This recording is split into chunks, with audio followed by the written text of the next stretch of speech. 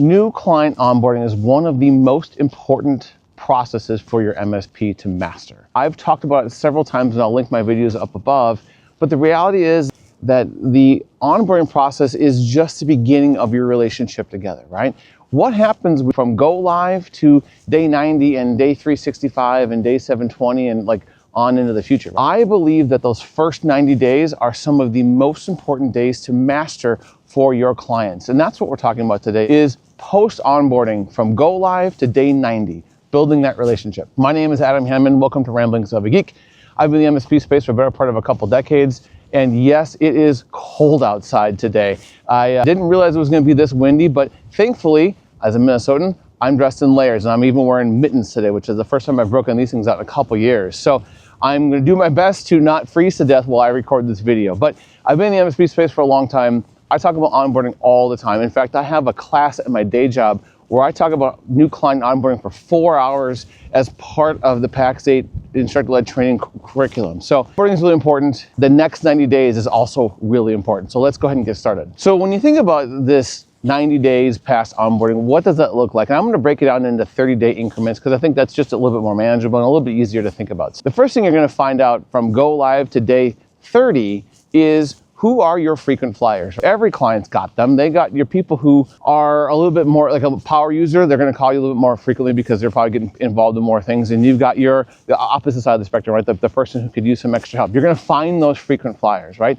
And it's important to understand that in every client, you're going to have people who are technology savvy and people who are less technology savvy. So it's important to identify those folks and lean into those relationships and build those relationships, because the reality is that your client is looking to understand how responsive you are, how friendly you are, how approachable you are, how quickly you solve their issues.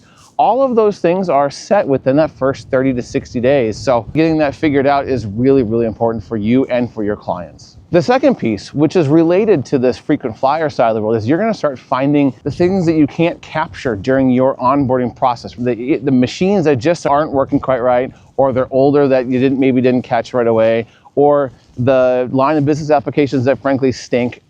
Some issues in your documentation, maybe some of those other things, right? And you're also going to find out other processes that the client that they go through, because now you've been with them for a little bit longer and you start to understand more about what's going on in their world. So it's really a lot about just kind of getting to know the client, and they're getting to know you too, right? So you're trying to make sure that you are responsive, helpful, and really trying to set them up for whatever the next level of the relationship with them is, right? Also, in this first 30 days, you're likely to find some of the shadow IT elements, right? The AI tools that are used that you didn't realize they were using, the Dropbox that they're using that's aside from their OneDrive or whatever. You're going to find these things that you didn't necessarily catch during the onboarding process. And so if you think about kind of catching those things and understanding what you're finding, then it's a really good opportunity to start kind of writing those things down and documenting them. Because one of the things that you need to think about as it relates to all things like onboarding to 90 days is setting up that relationship for success and setting up your account manager for success as well, right? There's things that you want your account manager to know when they get ready to go and they start working their way through things for your clients, right? There are things that you want your account manager to address with the client when it comes to their next business review meeting. And some of the stuff is going to be on that list, right? The things that they're doing a little bit rogue, a little bit outside the norm, especially these days where the things that we're seeing are things like AI tools that their users are using that maybe they shouldn't be, or they're using a free tool in a way that they shouldn't be using a free tool, right? Those kind of things are things that your team hopefully will catch to then educate the client for how to do better in the future. Please do me a favor, if you're getting some value out of this video, hit that like button, hit the subscribe button, do all the YouTube things. It really does help me here on the platform. The next thing that you typically find here are the patterns. You're going to take care of all of this stuff that we've already talked about, right? The frequent flyers, the problem children users and problem children devices, the shadow IT, and you're going to start finding those things out in your tickets, because you are logging every issue that comes in, right? Because if you're not, that's a problem for you to solve. But if you have good ticket data, you can absolutely understand what's going on in their environment and start building sort of a picture of what you want to solve ongoing for them in the longer term future, because this first 30 days is the first time you get to really understand what's going on. Now, when we bridge beyond 30 days, we go from 30 days to 60 days, it's a lot of the stuff that we just talked about, but there's some additional things I want to lay out for you as well. So now that you've captured some of this data in the first 30 days, you've got the next 30 or 60 days to start doing some things, right? So the first thing is you want to address the obvious friction. The things that are causing consistent, repeated issues, you want to start solving those issues at a systematic level versus just kind of like solving the individual problems as they come in, right? Those are some of the things that you need to be dialing into to figure those things out. The second piece here is user education, right? The users that could use a little bit more time and a little bit more effort from you to have them create less tickets in the long run, those are the users you really want to lean into here, because those users are, again, your frequent flyers, and you want to try and get them to a situation where they're not calling you as much. And not just because you don't want them calling you as much, but you also don't want them to have a severely disrupted day anyway, right? Because if they're calling you all the time, that means they're not getting as much work done. If you can help them out, then they might actually get some more work done and then frankly call you less often, right? So there's some user education opportunities you might want to lean into here as well, especially in this early stage. And then it comes to some of the other pieces, right? There's a whole concept around standardization that I'm going to get to in a different video when it comes to standardizing your processes and procedures and doing the same things consistently across your whole client base. There's the things that you can do there that I really want you to think about.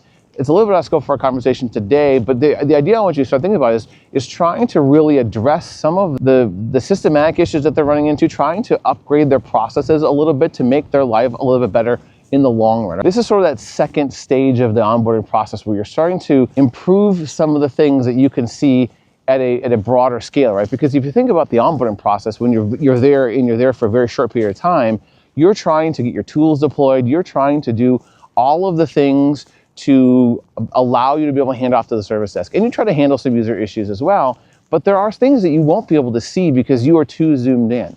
And when you're able to zoom out in those first 30 to 60 to 90 days, it allows you to really understand what's going on with the client. Now, this is a situation where someone needs to kind of own this, right? This needs to be a thing where a service manager or a account manager, dispatcher, a technical resource, somebody needs to own looking at their tickets over the first 30 to 60 to 90 days to understand some of the trends, because the last thing you want to do is solve a little issue every month for a user or two, and no one's really capturing the fact that if you just solve the underlying issue, then you wouldn't have those tickets every single month, which also benefits you and it benefits them, right? That user isn't calling every so often for those things, and you're not having to deal with those issues. Right? You've solved the core issue, not just the symptoms, right? Those are the things that you're looking for in this first set of 30 to 60 to 90 days in particular, because it's likely the client is going to be a little bit more active, and it's also likely that you won't quite understand all of the things about the client, and so it's going to take you a little bit longer to get through some stuff. So this is a good opportunity for you to try and stamp out some of those issues as much as you can as you work your way through the process. There's also an opportunity for you to start fixing some of that configuration drift, right? The things that aren't done the way that you typically do them. Right? Speaking of configuration drift, what if the next time your client's network went down, your team already knew what changed before the phone even rang? This week's video is sponsored by IronDiff. IronDiff automates configuration backups and differentials across all of your client devices so you can spot changes instantly and restore fast. IronDiff uses a local Docker agent, so there's zero inbound rules required on your client networks. Check out irondiff.com. Use code Ramblings05, and they just launched a 14-day free trial, and the platform is free forever for up to 5 devices.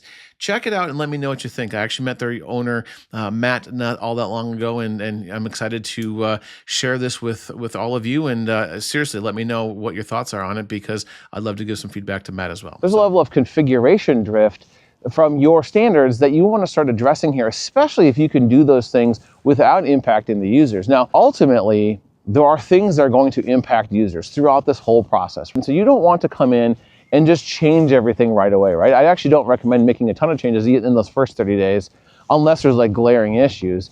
But day 60, day 90, day 120 are timeframes where you can start making some changes to make their life a little bit better for real. Right? This is a situation where you need to communicate well with the client. You need to train them on what the issue is before you start just making changes. Right? The last thing you want to have a client come back to you and say, and I've had this happen a couple times in my career where a client comes and says, hey, it feels like you're doing IT to me, not working with me, right? And most of your clients expect you to take over all of the IT stuff, but they want to be at least informed and certainly trained on new processes, especially because if you don't train the client on these new processes, what's going to happen is they're going to be left calling you because they're going to have questions on a thing that you could just have trained them on. I have a story of a good friend of mine that they had a brand new MSP come in. Relatively quickly after the MSP came in, they switched out their firewall, and this company did basically everything through VPN. Well, they didn't bother telling the users how to connect with the new VPN software, and then everybody went home for the day, and then everybody had to call the service desk at the new MSP to figure out how to get logged in.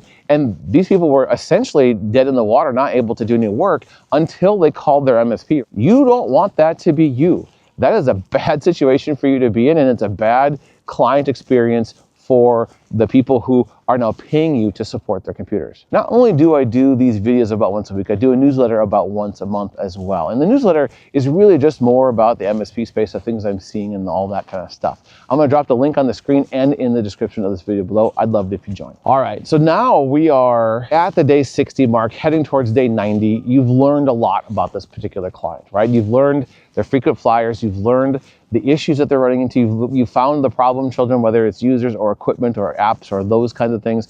You've found those things. It's your opportunity as the MSP to stand out from your competition by starting to solve these issues and be the technology leader and partner that they're looking for, right? This is where you bring your account manager in, whomever that happens to be, prep them, get them set up for a good business review meeting where they're able to meet with the client and have the client understand all the things that we need to do moving forward. This is where the roadmap gets completely fleshed out, ideally, and you're able to present it. And when I think about the business review process around onboarding, I'm a big fan of doing one essentially at go live day, right? This is what we've found so far.